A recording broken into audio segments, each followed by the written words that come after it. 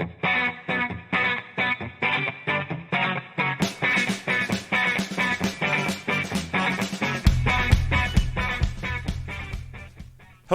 and welcome to another episode of That Made Your List, a weekly podcast where an average, ordinary film fan, that's me, interviews other average, ordinary film fans. My name's Dave Goodger, and joining me this week on the podcast, we've got Caleb Boatman. Hello, Caleb. Hey, I'm here. I have kept up with this show. The first time I watched this show was I think back in August of 2018. Yeah, we're about right. Yeah. And it has taken me this long to get on the show, but I have finally done it, so I'm very happy. You're finally here. You and Sandy. Sandy's been trying to get on for ages, but we never seem to tie up between me being able to do, or me actually doing it and him having time to do it. But yeah, so we got it here. So, Caleb, tell us a little bit about yourself. I play a lot in the Fan League trivia community. I'm one of the co-showrunners of Multiplex. I'm one of the former team champions over there with my former team partner Scheinberg. We were Apocalypse Now. Other things, you know me from Full Metal or the MTFO maybe, or Tony's Weird League, and also a member of the NBE faction and the fantastic NBE podcast at Schmo Center and NBE Live and all the other NBE things. Absolutely. Fantastic. Great. So, right, as I say, it is good to finally get you on here. I know you've been I know I wanted to come on for a while, and I've been trying to tie up and remembering that you wanted to get on it. But no, we're up and running. So you've had the question list, same 20 questions that everybody else gets. So we'll jump in right in at the deep end with the big one. What is your favourite film? Yeah.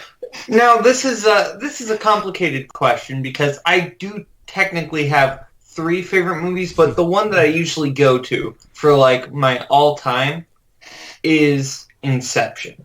Because Inception is the movie that kind of made me fall in love with movies. I didn't actually see it in theaters. Nope. I saw it on DVD about probably a couple months after it came out on DVD. Mm-hmm. And that's the movie that started making me legit obsessed. And that's where without this movie, I don't find out who the Screen Junkies are and don't start watching all the Screen Junkies content. And without that, I don't find out who the schmoes are. Mm-hmm. And if I don't find out who the schmoes are, I don't find out the schmodown. And if I don't find out the schmodown, I'm not here. Yeah, no, fantastic. It's a great little link through it all. Exactly. So, brilliant. Okay, obviously written and directed by Christopher Nolan.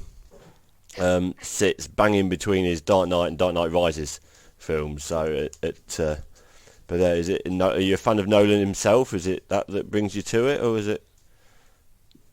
You see, Nolan was kind of the first director I fell in love with, and I believe this was my first Nolan movie. Either this or Batman Begins. Yeah. And it was one of the two. And this was the first movie where I actually took notice of, this guy's done a lot of other stuff. That's the first time I really paid attention to a director. I could have told you who Steven Spielberg was, but I didn't really pay attention, to all the different movies. This was the first time, I took notice of a director, and I think this is where Nolan's style shines the best. Absolutely. Because you do have, I think, the hallway fight, right, with Joseph Gordon-Levitt when the hallway is spinning, which is one of maybe my favorite action scene in any movie. You get that done by a lesser filmmaker. I don't think that fight looks as cool because there are a lot more cuts. It's a lot choppier. Yep. Nolan knew exactly how to film it. With he built an entire rotating set. It's insane. Yeah, the amount of practical effects for a film that is effects driven a lot. Mm-hmm. The amount of CG effects, it was down to, I think it's only something like 500 CG effects actually used compared to thousands in some films that are made. But yeah, he's really good. Nolan himself, I mean, his run since 2000, we did Memento. Memento in 2000, Insomnia in 2002, Batman Begins in 05, Prestige 06, Dark Knight 08, Inception in 10, and then Dark Knight Rises, Interstellar, Dunkirk. That's a run where he's not put a foot wrong. There's some which are better than others. Dark Knight Rises doesn't hit with everybody. Interstellar for some people is a little bit slow paced, but you've got a set of work there where you've not got a dud, you've not got a failure or anything. He's done really, really well with it. I don't think there is a bad Nolan movie. The one that you didn't mention, the one that you didn't mention, which I actually love, and nobody talks about it. I enjoy this very first film, Following. Oh, of back course. in 98. Yes. I think that movie is like very subtle genius. Like he does very little. I believe that movie was made for like $9,000. Like it was made on like a shoestring budget, and it works. It really works. And what's funny is one of the main characters in Following is named Cobb, which is the last name of Leonardo DiCaprio's character in Inception. Yeah. No, absolutely. And with the cast there, as you say, with Leo on there, a hell of a cast as well. It's with obviously Leo, Joseph Gordon-Levitt, Tom Hardy pops up in there, and Ken Watanabe, Michael Caine, Cillian Murphy. It's a brilliant cast again. It's Tom Berenger, of course, he shows up towards the end. Yes. Yeah, no, an absolutely stellar cast. And it's a cast that obviously he gets on well with, because there's a core of those that you work with on Batman and the Prestige and sort of like. So you've got who is it? Don't forget Marion Cotillard. Yeah, Marion Cotillard. Yeah, you got Marion Cotillard, Caine, Cillian Murphy, Ken Watanabe, Tom Hardy, Joseph Gordon-Levitt. Yeah, those six there that he's followed around from Batman alone. Obviously, he's worked with Michael Caine on the Prestige as well. So if he likes someone, I think he looks after them and gets them elsewhere. He's called Michael Caine his lucky charm. They've actually both called each other their lucky charms, and he does show up there a lot. Sure. And I think he's not big in Inception. Like he's a very small part in Inception. I think 3 minutes in total he's on screen for. Yeah, that sounds about right. But honestly, the cast is one of the best parts of Inception. Yeah. Because what Inception is a lot of different genres. It's a sci-fi movie. It's an action movie. It's exploring a lot of things. But I think really at its core, what it is structurally is a heist movie. You're assembling the team. You're finding the score. Yeah. You're setting up the plan. And then you go into the heist, and things go wrong, and there's the twist. Like, it very much is the structure of a heist movie. Yeah, definitely. And I think that's why it really works for me, because, and this is something you're going to notice with a lot of the films that I've picked. I love films that don't just check one box of a genre. Mm-hmm. They can kind of be considered this, but they could also be considered this, and they could also be, they float back and forth through so many different genres. And Inception is playing with the heist movie, but it's clearly a sci-fi film. Yes. Like, you can't not call it a sci-fi film. And with all the ideas that it is exploring, like, just with the morals and the ethics of this technology and all of that. And then it's also clearly an action movie. We talked about one of the greatest action scenes of all time with the hallway fight. And then I love when Joseph Gordon-Levitt is shooting at him, and then Tom Hardy was like, "You mustn't be afraid to dream a little bigger, darling." And then he just dreams up this like AK-47. I don't know, it's like a bazooka or something. Yeah, so I can't remember what it is. Yeah, no, absolutely. Tom Hardy, one of my favorite parts of that movie. Yeah, he is excellent as kind of the sarcastic one of the crew. No, absolutely. It's actually got studio approval in 2002 after Insomnia, but it wasn't actually written. He pitched it to the studio. The studio said, "Yeah, brilliant. Yeah, go for it." And he was like, "Okay, I got to write it." He only expected it to take a couple of months to write it. It took him best part of 8 years. to get it written and ready to go. But it was the last Best Cinematography Oscar to be shot on film until La La Land in 2016. Everything else in between the two were shot on digital. I was not aware of that. That's very interesting. Yeah. Just little tidbits I've pulled out from it. The main character's name: Dom, Robert, Eames, Arthur, Mal, and Saito. Spell out dreams. Yeah. And then the other three, I can't remember what the name is, but the other three, the initials pay out pay, so it's Dreams Pay, which is what they do as a job. There's no accidents there. That's a lovely little nod. And there's also I've heard the theory that all the jobs of the crew represent jobs on a film studio. Yes, Nolan actually said in an interview, when he was writing it, he kept it to what he knows. So yeah, you've got the director, you've got the costume, you've got the set builder, and he kept it. These are the people I know how to do these, so these are how I'm going to write them. But as you say, twist it into a heist. So when they get a crew together to do a heist, and on all your heist movies, on Michael Mann's Heat, which is for me one of the best heist movies around, every one of the crew has their own job, so every one of this has their own job with it. It's a brilliant film. Anything else you want to mention?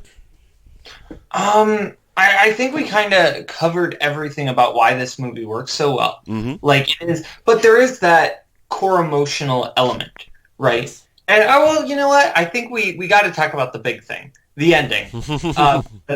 I don't think we can't not talk about Inception without talking about that ending. I don't want to really get too much into, is he still dreaming or isn't he? Because everybody has their own theory and reasoning. What I want to talk about is why I think that ending works so well, and it works better than a lot of cliffhanger endings and a lot of ambiguous endings. Yep. And I think it's because no matter what, if he is in the dream, if he's not, he's accepted this reality. Leonardo DiCaprio is choosing to believe that whatever reality he is in is the real reality. Yes. Those are his kids, so it really doesn't matter to him if he's dreaming or not. Absolutely, yeah, definitely, and it is such a way. I didn't see it in theatres either. I only watched it on DVD. But I can imagine coming out of theatres, people talking, and that would be the one. Is he? Yeah, but what about this? But what about this? But what about this? It really does. It poses the question, and what best films do, it starts a conversation after the fact. So it keeps it in the consciousness. No, brilliant, a fantastic start. Moving on, we'll bring it up to date a little bit on what was the last film that you watched? Last movie I watched it last night. Don't worry, I didn't get anything in between last night and right now. Last night, I watched a movie I have to watch every year. It is A Christmas Story. I don't think I've seen that. Really? Yeah. That's interesting. I generally don't think I've seen it. I went through a period in between sort of becoming adult and having kids where I was very much Scrooge. I was very much bah humbug. I worked retail, so Christmas for me was a day off.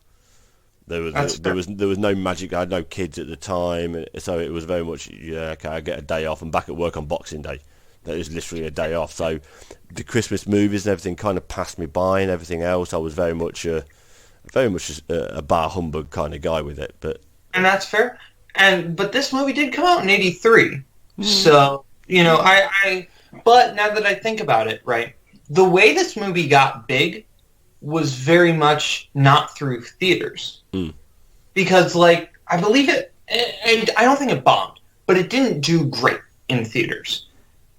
But it kind of became this word of mouth spread, right? It wasn't really a cult classic. It was more of just this thing of different people oh, this is a nice, funny, kind of naughty, but not too, kind of edgy, but not too edgy Christmas movie that you can watch with your 10 and 11-year-old. Like that's kind of what it was. And people just kind of started sharing it around, and then it became this like giant thing. And now it has like a Broadway musical and all these, merchandise and the leg lamp and all this stuff. And I'll be honest, I kind of hate that it's gotten so big. Yeah. Because that's not what that movie's supposed to be about. It's supposed to be simple. Yeah. It's very much this story. It's basically just the story of this kid, Ralphie, wanting the Red Ryder BB gun for Christmas, and his mom and all the other adults around him tell him, you don't want that, you're going to shoot your eye out. But it's about the way it's done. Yeah. And I think there's something, I don't love this in all movies. Right. But the narration in this movie, and I think in a lot of movies, narration is just there. It's expositional. Yep. The narration in this movie is part of the reason why this movie works. The narration is done by the guy who wrote the memoirs that the movie is based on, Gene Shepard. Okay. And it's basically presented as him looking back on his life, and there's a lot of personality and a lot of like very interesting and very writerly metaphors going on. And it's very humorous, and the narration oftentimes tells a lot of the jokes. Yeah. And it's very unique. I love just the way it captures the way a little kid that age thinks. Yeah. I think it's one of the few movies that really does that. I would say that, Stand By Me, Lilo and Stitch are really the movies that I think capture the way a kid that age thinks. Okay. And that's what I really love about it. That's why I go back to it every single year. Because I am a Christmas junkie. Yeah. I love Christmas. I love Christmas music. I love Christmas movies. I love Christmas food. I'm for all of it. Like but I get it. And that's why I try to keep the Buddy the Elfness to a minimum. Yeah, fuck Elf.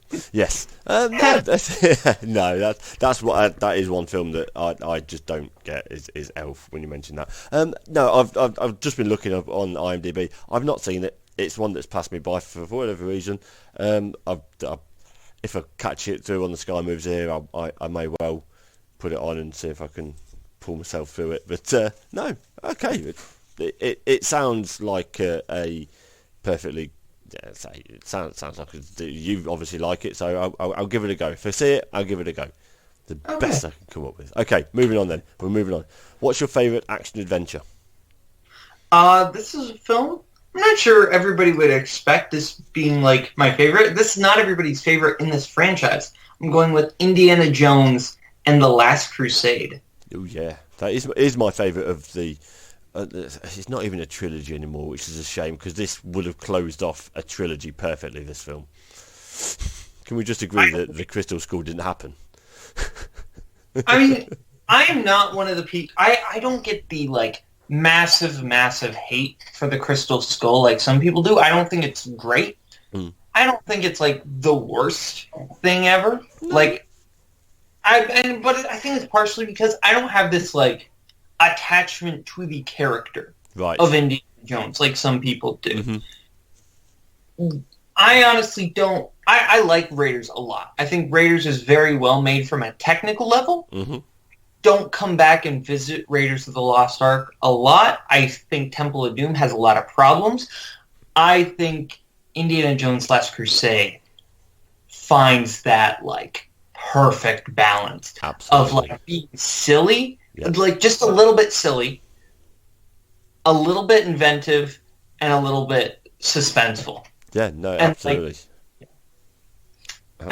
You get Sean Connery in there as the dad, who is just perfect at balancing out. I think that's why Indiana Jones doesn't work for me as well, because I think he needs a good sidekick to really balance off on. Yes. And I think Henry Jones is the perfect balance for him, because he needs someone, who kind of drags him down, but he kind of, you need that back and forth. And I love the gag of, Well, how did you know she was a Nazi? She talks in her sleep. Yeah, no, absolutely. He's you can just picture. He is almost the perfect character for it. I obviously it's done now, so he's ingrained in there. But I can't think of anyone who would have been better cast as being Indiana Jones's father.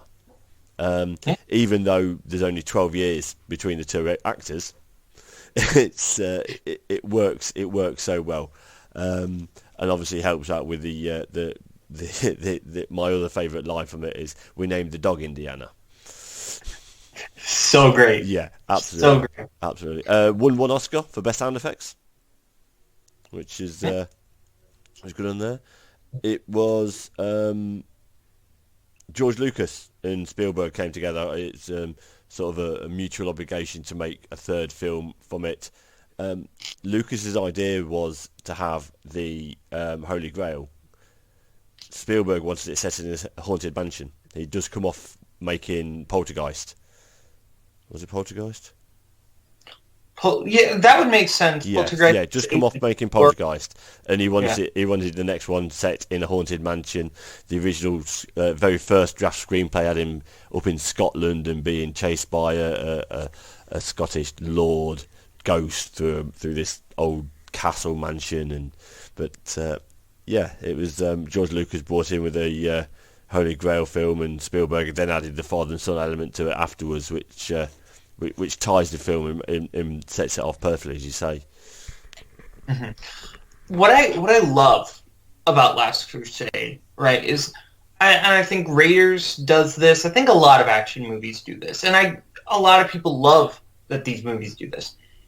A lot of action movies, the third act, it's this giant battle, or it's these big action scenes, right? It's about, just brute strength. Last Crusade is not like that. No.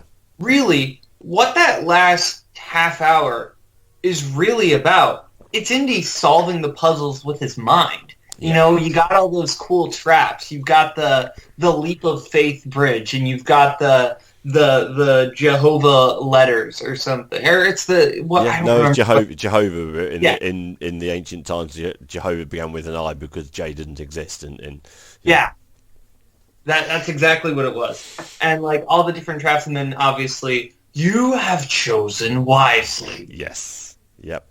He has to solve everything with his mind, and it's not just brute strength. Yeah. And I think that's so much more, fascinating to watch. Yes. Because then, it's a more, analytical, intellectual side, and you're, thinking, oh, okay, that's how that works. And it is kind of like the same feeling you get when you're watching a heist movie, if the heist movie's well done.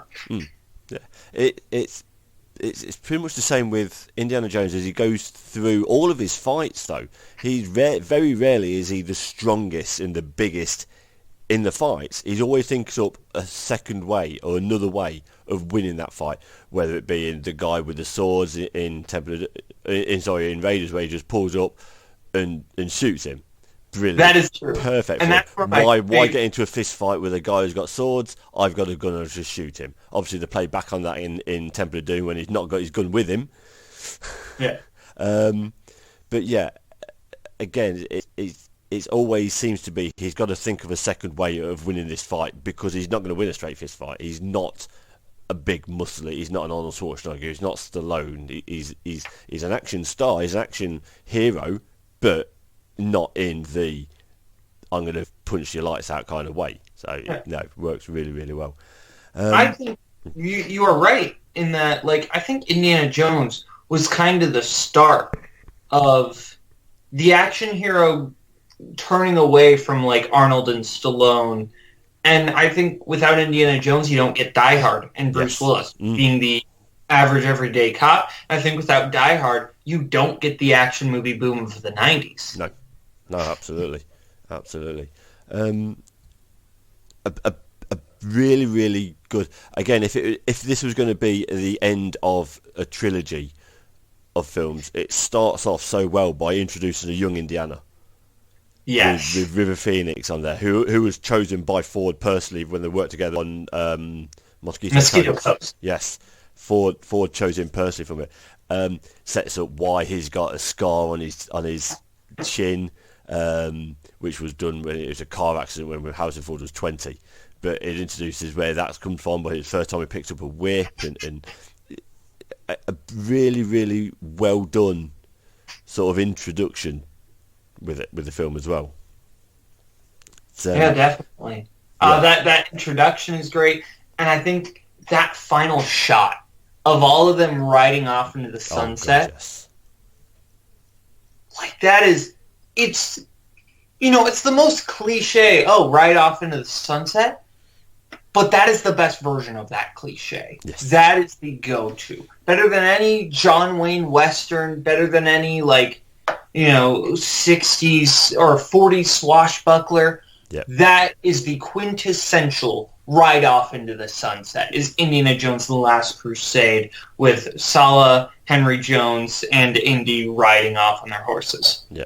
And Denholm Elliott as Marcus Brody as well. Oh, yeah. Follow me. I know the way. He got lost in his own museum. Yeah, yes. It's obviously Denholm Elliott and Johnny Rhys Davies brought back to the series after missing Temple of Doom, brought back to give them that extra oomph, that extra lightness, and that comedy in there, because the force back and the feedback from Temple of Doom was it was too dark, it was too serious. There wasn't that lightness in there, so they got brought back specifically for those roles, and yeah, it just works so well. Denholm Elliott in it again is absolutely fantastic, is playing off Sean Connery as the two old colleagues as well. It works really, really well. The temple that in Alexandretta does exist, although it's not in Alexandretta, it's in Petra, which is in Jordan rather than there. So the temple actually exists, although it literally goes through the doorway and it's just an open courtyard. There's nothing else past that. One last thing I've got on here, because I really do love the indie films, the ones that I sort of grew up watching as well, they were perfect for me in there, is the links with Star Wars with it, another one of my favourite franchises with it. When Donovan meets Indy for the first time, he's in the party and the talk, his wife, Donovan's wife, comes in and says, "You're neglecting your guests." The Imperial March is being played on the piano in the background. Dun, dun, dun, dun, dun, dun, dun, dun. It's being played on the piano as she walks into the room.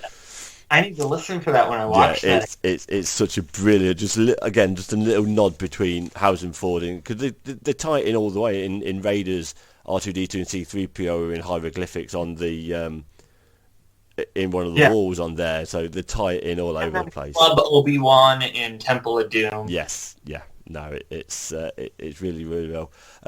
Ford and Connery passed up three other opportunities to work together. Through their careers, just as they had the chance to work together on Hunt for Red October, but Harrison Ford turned down Jack Ryan on that occasion. It went to Alec Baldwin instead. He then picked it up. He then picked it up and did Jack Ryan in Patriot Games and then Clear and Present Danger. Yeah, that's funny. I didn't know that Harrison Ford could have played it. Oh yeah, no.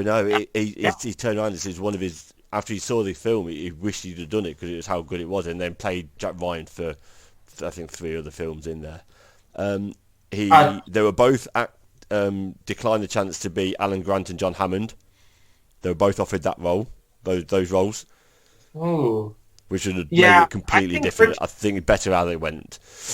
Yeah, Richard Attenborough, I don't think anybody had that, soft-spokenness like Richard Attenborough. I think Attenborough, he really, I think people don't appreciate how good he was as an actor. Yes. Even if you look at something like Miracle on 34th Street, the remake, which is not a good movie, in my opinion. You see, if you're going Christmas films, if you're ever going to, that is the one that I will always sit down and watch if it's on. I love that film. That's fair, and I get it. I'm so accustomed to the original, the Edmund Glenn, Natalie Wood one, to where I just see the differences and the problems, but I do appreciate how good Richard Attenborough is in that role. And I love me some Mara Wilson. Matilda was one of my favorite movies growing up. Matilda, Miss Doubtfire, that crappy Thomas the Tank Engine movie. Oh my lord! See, now you're showing your age there, because that one passed me by completely. Yeah. The last time they had the chance to work together, obviously Connery said no to returning for the Crystal Skull.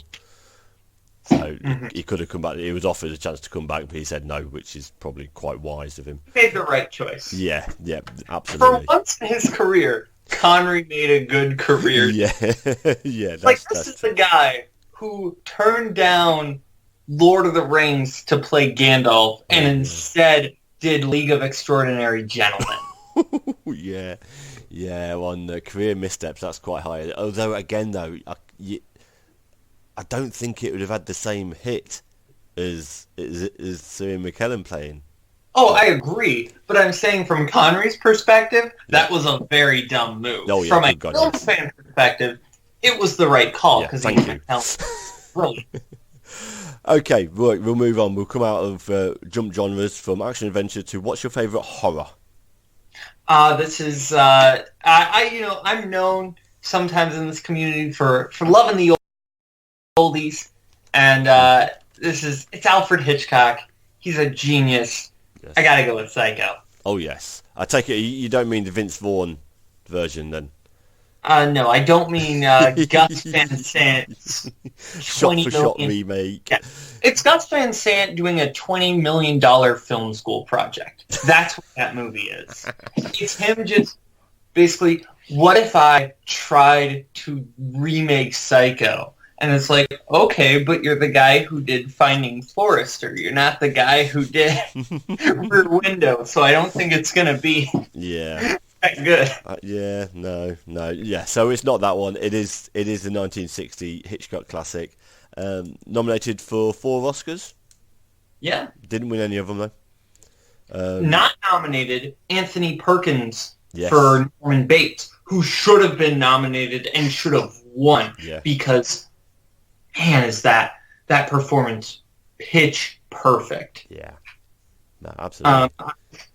Like one of the things that really works in that movie, I think he's best when he's not playing Norma and he is just playing normal Norman. Yes. Like when, Marion Crane gets to the hotel and they're sitting down and they're just having a conversation. I think that's one of the most perfect scenes in cinema when he's just like talking about taxidermy, but he's really talking about himself. Yes. Like, that's brilliant. That scene and that performance in that scene specifically. Mind-blowing to me. No, absolutely. Another one as well, the score in this, Bernard Herrmann, his score absolutely seals it. I mean, Hitchcock was so happy with it that he doubled his pay. He got his pay doubled. That's how happy he was, because he wasn't particularly happy. He thought his pet project of Psycho, he thought it failed. He was going to put it off as a TV series until he watched it back with the score put in there and fell in love with it and obviously doubled his pay. That score is number 4 on the AFI's 100 Years of Film Scores. Number 4 up there. So, yeah, did all right with that. As it should be. That. Yes. Watch the shower scene without the music. Yeah. It does not work. No, absolutely. Obviously, Hershey's chocolate sauce for blood. Yeah. Classic. Hitchcock bought the book rights for $9,000 and then went out to try and buy as many copies of the book as he could find so nobody would get ruined for the ending of it. Just keep the ending as secret as possible. Obviously, the novel was inspired by Ed Gein, however it is, that was also did the inspiration for Texas Chainsaw Massacre and Silence of the Lambs. So the same character links through all 3, kind of, I suppose.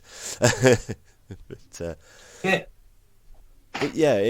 are you a massive Hitchcock fan himself, or is it mainly just Psycho that hits you, or? When he hits, it's usually one of my favorites. Yeah. Stuff like Rear Window, stuff like Vertigo, stuff like North by Northwest.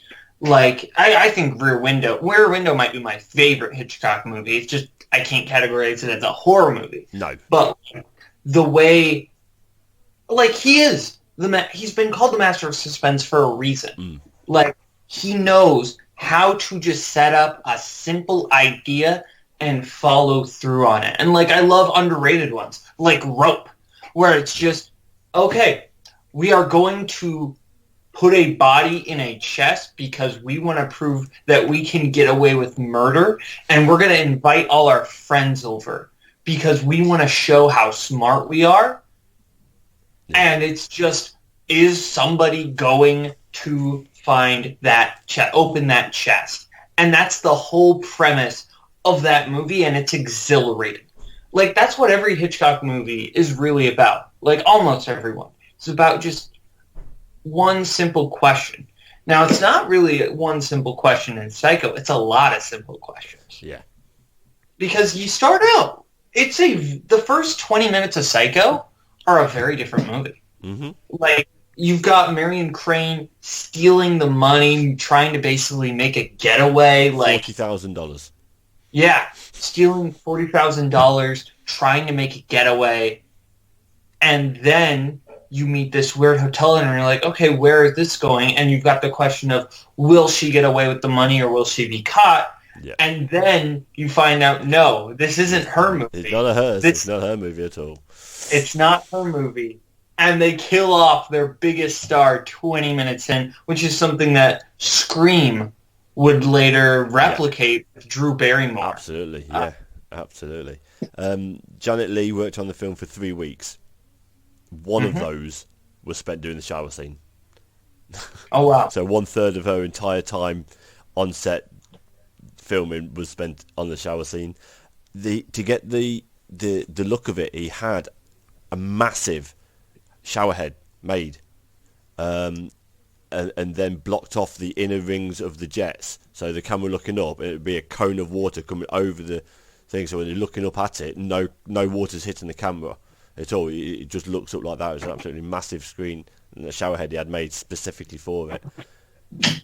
Yeah, definitely. Yeah, it was Hitchcock's first horror, as such. It's the high grossing film of his career, as well. He wanted to make the film so much he waived his $250,000 salary in exchange for a 60% of the movie gross. Paramount sucked his hand off, thinking it was going to fail. It made him $15 million. Hitchcock, him personally, $15 million, which is about 130 mil in today's money, off one movie. Yeah. And really, that comes down to, if you look at the way Hitchcock marketed the movie. Yes. Because it was almost reverse psychology, the way he was doing it. He was like imposing these very strict rules on the theaters, like, don't let anybody in, after, once the film starts rolling, don't let anybody in. Yeah. It was these very, ways, and it was to make the movie feel like the secret. Feel like this thing that you kind of weren't supposed to see. Yeah. And as you all know, if you tell somebody, no, you can't see this thing, they want to see that thing. See it more, absolutely. I always remember the one of the quotes is like, it came out with something along the lines of, it's people have been saying that husbands are saying their wives have been come to see this and have been scared speechless. I'm sorry, they've been scared, but they still talk. The trailer was over 6 minutes long. Unheard of. I mean, what is it? You barely touched 2 minutes now on a trailer for a film. You've got to snap, get your point, and get out again. Over 6 minutes long, and it was shot after the shoot was finished. It only footage. The shower scene wasn't Janet Leigh. It was Vera Miles in the shower scene of the trailer, because the shoot had finished, she'd moved on and gone to the next one. So it was, a great film. Again, it's one where I'm not a massive horror fan, but I like Psycho. It's done well. Okay, we'll jump genres again. What's your favourite drama? My favorite drama is one of the 3 films tied for my favorite movie of all time. I mentioned Inception. Yep. And now we're going to one of the others. It's The Social Network. Okay, and here's where I hold my hand up. I've not seen it. Okay. I've not seen it, so sell me it. Okay, yeah. Obviously, I know the premise. Yeah. Obviously, everybody knows this is the Facebook movie. Yeah. But really, this isn't the Facebook movie. This isn't about, like Facebook. It's about Facebook, but in the sense of that's really just the backdrop. What it really is about, it's about the struggle between success and interpersonal relationships. Okay. That's the major conflict in the movie. But what really sells it is one of the most brilliant writers of all time, Aaron Sorkin, and the dialogue. Like, legit, the first 5 minutes of the movie sets up so much, but because of the rhythm and the way the characters talk, you wouldn't be able to know how much is really being set up. So many character motivation. Characters are just brought up in dialogue, and you would just think that's the natural thing for the person to say. It's not like really trying to set something up. It's just supposed to be like, it's a conversation, right? And you have Mark Zuckerberg played brilliantly by Jesse Eisenberg. And it's basically him on a date with this girl, right? And you kind of get the rhythm of how Mark talks and how he thinks and how he's a little bit one step ahead of everybody else in the conversation. Mm-hmm. But that makes him very, very hard to talk to. Right. Okay. If I'd have realised that Sorkin had written it, I would probably have made more of an effort to say it. West Wing is quite probably my favourite TV series of all time. Purely and simply for the writing and the dialogue and the interactions between them all. But yeah, it's just passed me by. I've not actively avoided it. It's just one that's never jumped while I'm sitting down to watch a film without. Sometimes you sit down and say, okay, what should I watch? Cruise. It's never popped in there to watch it. I've always been going to see something else when I've seen that there. But I will. It is one that's on the list. I will get around to watching it at some point. So, right, okay, we'll move on then from that. I can't add anything to the conversation. What's your favourite comedy? Well, I'm not sure if you're going to be able to add anything to this one. I don't know if you've seen this movie. It's not like you have a team name called the Knights of Ni. It is Monty Python and the Holy Grail. Oh, my favourite comedy of all time, without a doubt. It's one that when my eldest got to a certain age, I sat him down and says, "You will watch this film, and I insist that you will like it." I got halfway through it and he got bored and moved on. But yes, absolutely amazing film. So why do you like it so much? Why is it? Because it was made the year I was born, which means you weren't probably not even maybe a twinkle in your dad's eye at that point. But my dad was 15 when that movie came out. So yeah, kind of crazy. But no, like, why this movie works so well for me, because I think the best way to talk about why this movie works is to compare it to the other two Monty Python films. Because I think this movie hits the perfect balance between the two. Life of Brian, right, it's very funny. Very funny. Mm-hmm. But it's a little too narrative focused. There's a little too much of a story being told, and I think you can't quite go as wacky and crazy with it, right? Okay. Meaning of Life has the exact opposite problem for me. Yes. I think Meaning of Life, it just feels like a collection of... It just feels like you're watching not a movie. It feels like you're watching Flying Circus. Yes. Which I love Flying. Yes. Don't get me wrong. It is. Meaning of Life is very much it's sketch. Let's put it out and put it in the theatre. Yeah. Exactly. And I think Holy Grail is a little bit of both. Because there's clearly segments. You have the different nights, different adventures. You have the great stuff with my favorite segment might be Sir Lancelot going in and trying to rescue the prince. Yes. And he just goes in and he stabs everybody in the wedding party. And it's amazing. And I love it. That might be my favorite segment. But then you also have like Sir Robin The not quite as so brave as Sir Lancelot, which is amazing, and his minstrels. You got, I love Bedivere, played by Terry Jones. Yes. And that's why I believe the world to be banana-shaped. Like, so many great lines. Like, it walks that line of just being self-referential. Like, it's almost making fun of itself, in a sense. Like, you have those great gags, like the ending of just the camera crew, and like the dentist on the job opening it, like the black and white movie opening it that isn't the movie. It's trying so many different surreal jokes that work. All of them just actually a genuine film, a legitimate film. That Dentist on the Job is a genuine film. It was made by Anglo Amalgamated Movies, who produced the first 12 Carry On films. It's then going through, and you've got Mexican llamas and Swedish subtitles. It's you get the sense of Monty Python's absolute silliness. It's not even wackiness. It's just out and out silliness, and it's brilliant. Opens up into England, and you've got here horse hoofs coming through the fog, and then you've got the best running joke through the whole lot, and it's just coconut hoofs. Coconut shells making the noise.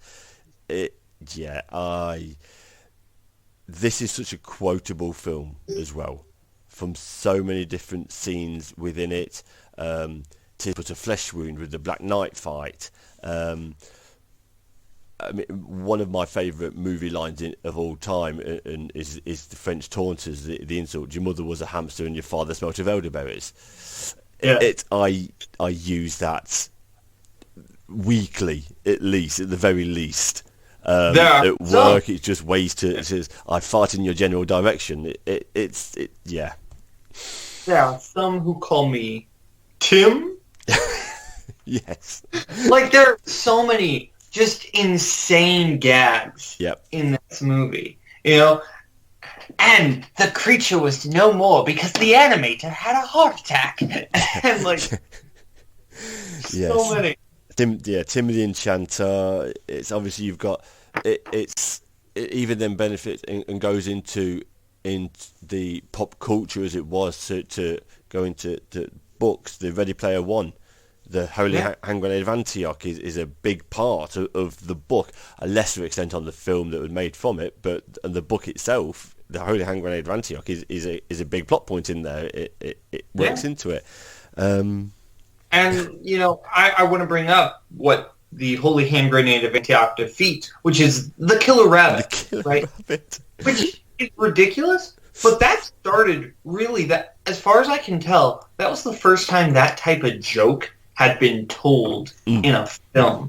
And now it's super commonplace, right? Yeah. You get, it's the simple setup. Oh, cute animal? No, it's a killer animal. Yeah. But, I think nobody has done it better than Holy Grail because they went all out with it.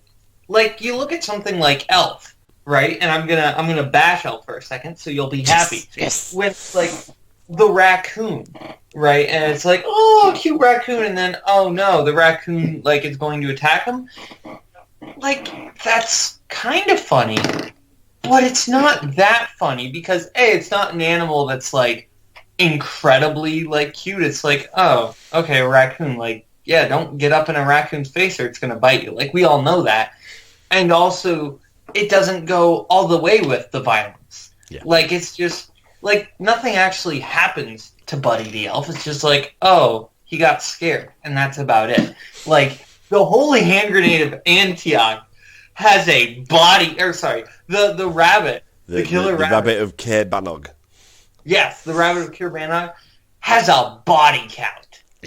And I love that. I love that. He has a kill list. And, he kills some of the main characters. I love that. Yeah, it's... Yeah, there's so many. I mean, it's Sir Galahad going Castle Anthrax with the nuns. They say, oh no, please stay, please stay. I have done with Jeremy Adams. I was on Dan Allen's podcast of 50 movies you must watch before you die, and me and Jeremy just dissected this movie for close to an hour and a half. I think we were on actually talking about it longer than the movie lasted itself. Oh wow! which was quite impressive. Yeah, I mean it's Python is or was massive over in the States. I love the fact that there's still, even now with the different generations, it's still picking up fans and still hitting the right marks. The sensibilities change of what's funny with a certain every now and again, but they tread the line magnificently of being consistently funny without ever being outdated with the humour. I think Python, honestly, kind of created this generation's comedy. In a sense, my generation's comedy.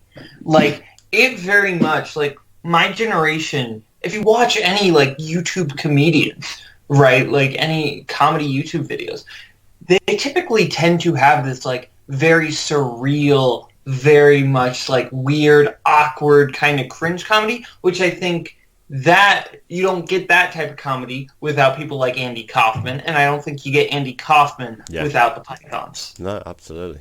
Oh, that's brilliant. I could talk about Python for hours and hours. So we'll move on before we go too far into it. Same kind of situation. What's a film that makes you happy? I think the film that just I am smiling throughout the whole thing. It's Mary Poppins. It is the Disney classic. There's just so much that just warms my heart in this movie that I'm just like, that's whimsical is usually something I don't like. Yeah. Like, I don't like movies that you could describe as whimsical usually, because usually that's just a code for kind of cheesy, and you have to have a lot of suspension and disbelief and almost kind of sappy. Mary Poppins is the perfect use of whimsical. Yes. Yeah, absolutely. 1964, it won 5 Oscars and was nominated for another 7. It was Disney's most successful Oscar night in the studio's history of Disney movies, not including ones that they have since appropriated and bought into. Julie Andrews initially hesitated in taking the role. She wanted to be cast in My Fair Lady. She wanted to be Eliza Doolittle. But, yeah, she got passed up on that. Yeah, the studio was like, well, we know that you played it in the Broadway version, but we want Audrey Hepburn because she's the bigger name. Yeah. And she's like, okay, I'll do Poppins. And then she won the Oscar over Audrey Hepburn, which is amazing. Absolutely. And I love that. Yeah, it's fantastic. And I think deservedly so. Because Andrews is what makes the character of Poppins come alive. Because I think this does hit on my whimsical point from earlier, right? Poppins is not all sunshine and roses. Like, the character of Poppins, she's very, like, especially when she first shows up, she's very stern. She doesn't really acknowledge any of the magic going on. She's not mean or anything like that, but she's very, like, straightforward as far as attitude. Yeah, no, she is the epitome of as it's set, I suppose, 1940s, 50s English. I am here to look after you children. You children will behave, and children did behave. They did not step out of line because they had the cane. They had corporal punishment. You misbehave, you're getting the back of the hand. You're getting a warm backside. You won't be able to sit down for a week. That and she starts off, and you're thinking, oh, she is that. But yeah.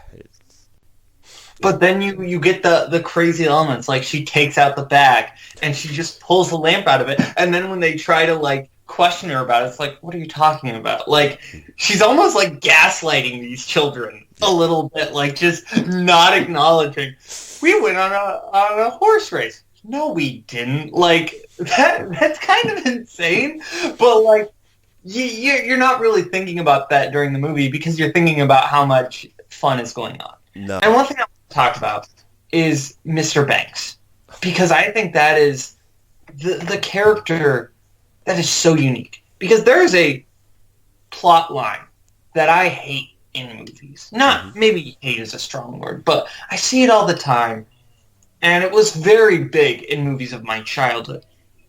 And it got old very fast for me. Mm-hmm. It is that line. If you got, the workaholic father doesn't have time for the kids, and, then some supernatural element comes in, and then he learns to be a good dad. You have stuff like Liar Liar, which is a good movie, but also stuff that I don't love as much, like Hook, or The Shaggy Dog with Tim Allen. Yeah. You have those types of movies. And I think Mary Poppins does that story right. It does it the correct way. Yes. You have the brilliant David Tomlinson, who did a ton of Disney films. Absolutely. He was the epitome of the stiff upper lip, straight back English gentleman, father or man in charge, or towards the tail end of it, certainly the butt of the jokes for them all. It says, let's have these young rascally American kids playing tricks on this stiff upper lip English gentleman with his bowler hat and his pinstripe suit. He was perfect at playing those roles. Yeah. And I think he is the reason for the happiest moment in the movie. The let's go fly a kite scene. Yes. Like, that is just the epitome. Like, I think that and It's a Wonderful Life are like the two just perfect, happy endings in a movie. Yeah. And just, you can't watch that movie and not sing along to Let's Go Fly a Kite, because that moment is just so huge. Absolutely. Like, it's a little thing. He's just flying a kite with them. But what it represents in the span of the movie is amazing. Sorry, I'm back again now, sorry. Yeah, but as you say, with Let's Go Fly a Kite, the songs really do all the way through it. It's not just like, obviously Chim Chimney won the Oscar for that song. It could have been any one of four that I can think of. It's the Sherman Brothers. Spoonful of Sugar, Let's Go Fly a Kite, Chim Chimney, and Supercalifragilisticexpialidocious. And Step in Time, I would say. Yeah, that as well, yeah.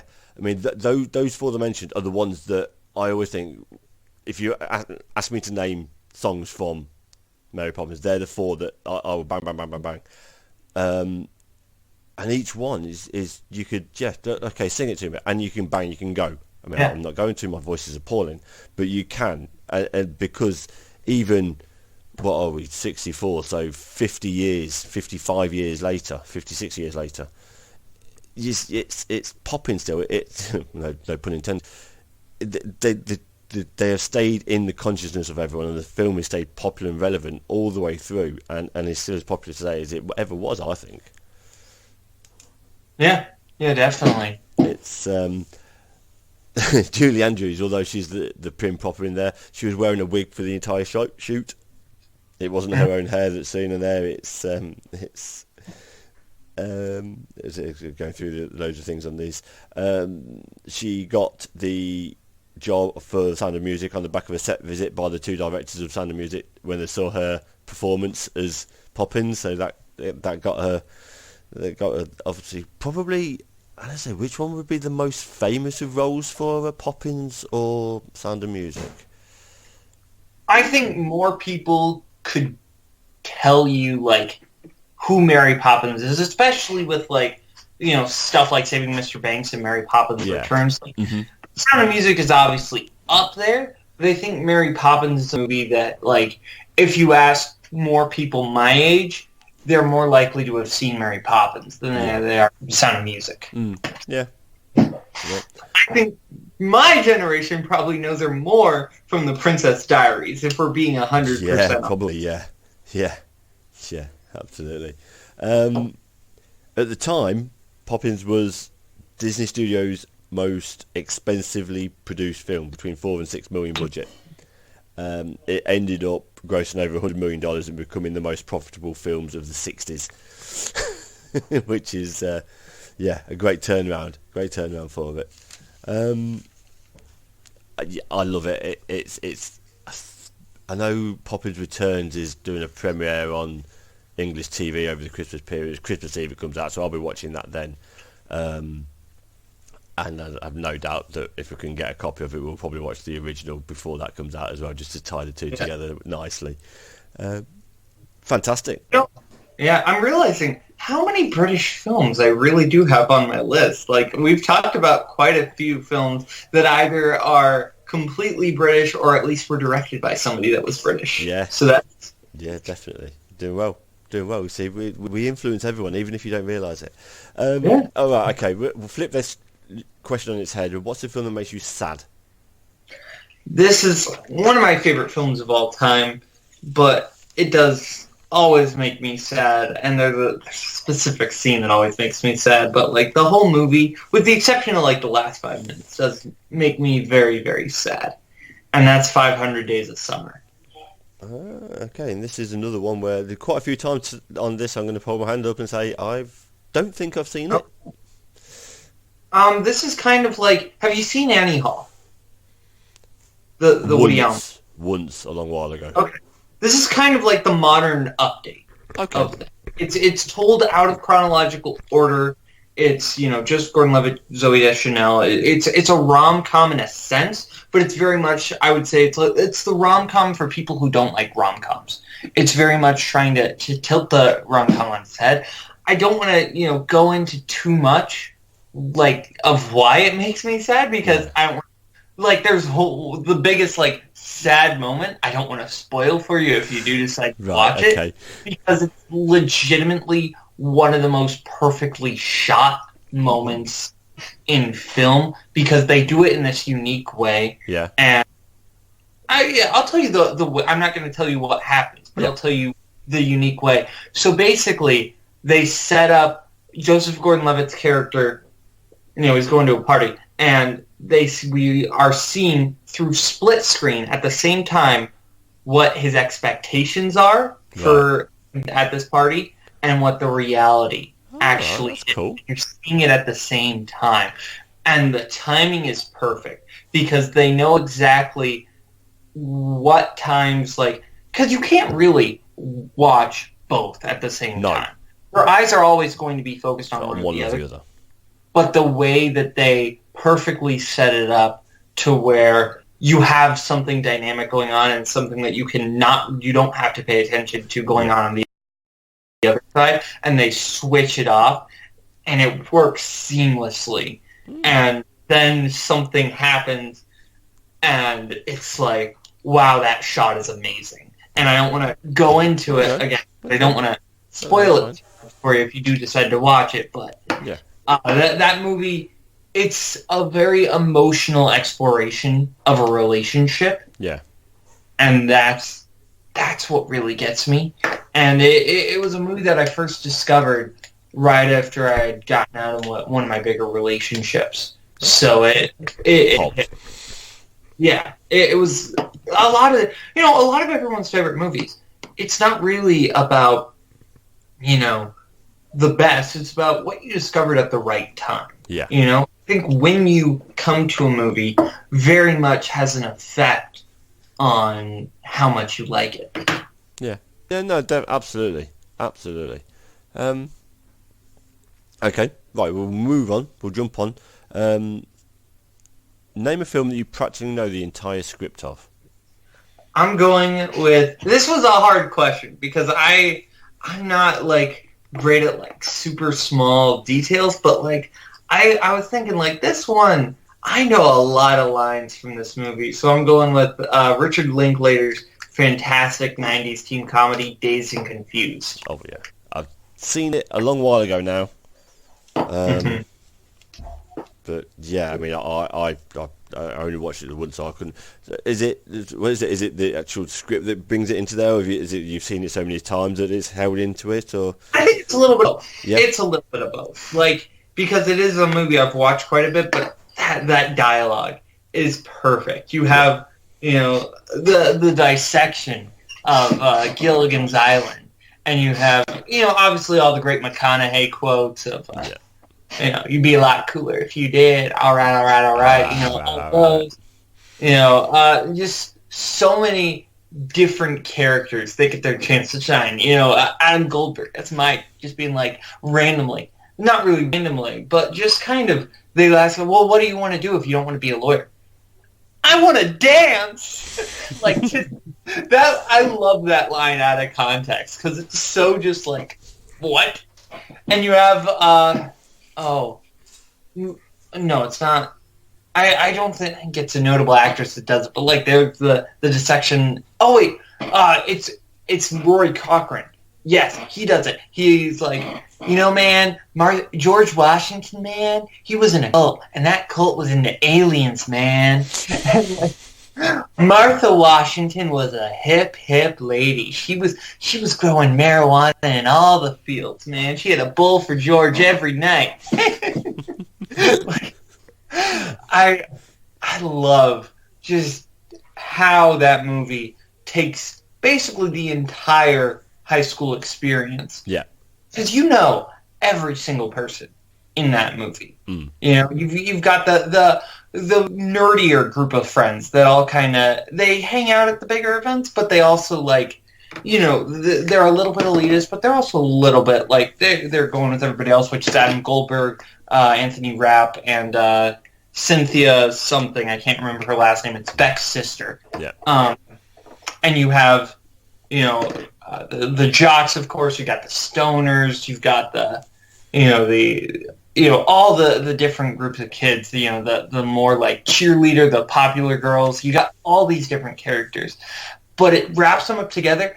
And with the exception of Ben Affleck, and even then, he's not really the villain. He's more of a minor antagonist. Yeah. There's no real like bad guy, right? There's no Regina George. Yeah. There's no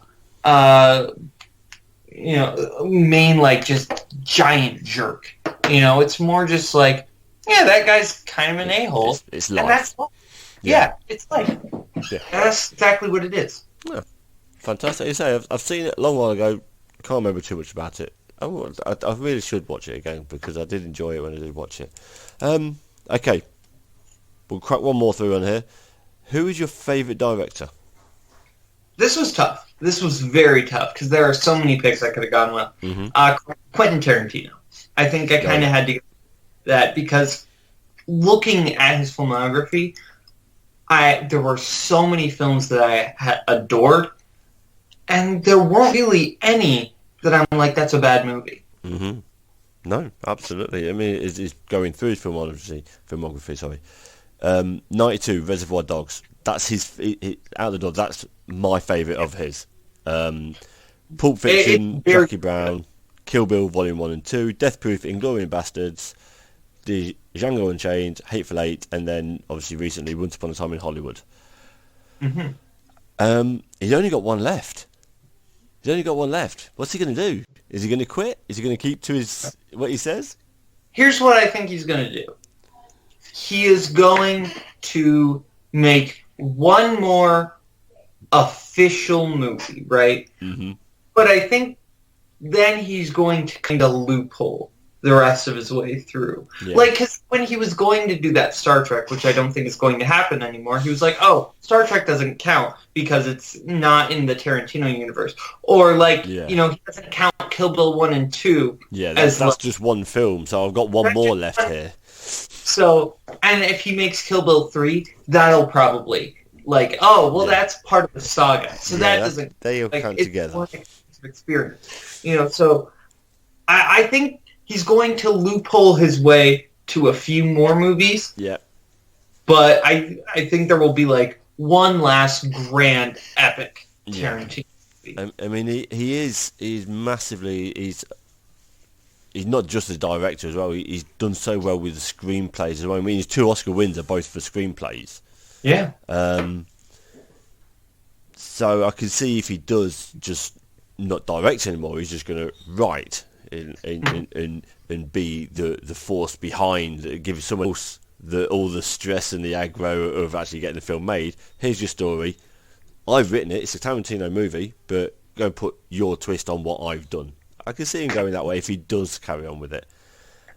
Yeah, I mean, that's what he did with, like, True Romance or Natural Born Killers. Stuff like that. From Dusk Till Dawn. Yes, yeah. I love that. I do like that film. I need to watch that one again. It's been a while since I've watched that one. He's some interesting ones. He turned down the chances to obviously he gets offered all the time, but two I picked out that he's got offered that he turned down. Speed. He got offered the chance to direct Speed, which I imagine would be quite a different story, and also Men in Black. He got offered Men in Black. I don't want to see Tarantino have to do a PG-13 movie. No. But I was like, I could see Tarantino try and do Speed. Be fun. So what's of his filmography? What's your favourite of his that he's done? Inglourious Bastards. Is it? Inglourious Bastards. I've only recently watched that. I mean, I literally this year. The first time I did it. It's another one that for some reason it passed me. I'm not a massive Tarantino fan. Looking through the list, I've seen everything that he's done with the exception of Once Upon a Time in Hollywood. I've not seen that yet. But so what is it? Is it his style to Tarantino? You see, it isn't 100% the style. Like, the style is always more of like a bonus for me. It's not usually like the reason I come to his movies. It's really just the consistency of quality, right? Like you get stuff, and I do love the style of the dialogue. I shouldn't, say it's not just all about the style, because it is a little about the style. You have the dialogue really hits for me, because he always said it like, I want my characters to talk the way me and my friends talk. We're always talking about, pop culture.